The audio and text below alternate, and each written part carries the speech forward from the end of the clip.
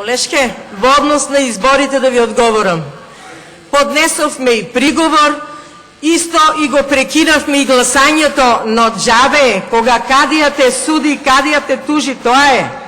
Во вас беше и оравот и каменот, но ќе дојде 24 април, улогите ќе ги сменеме, вие опозиција, ние ќе бидеме власт и ќе го покажеме како домакински се работи.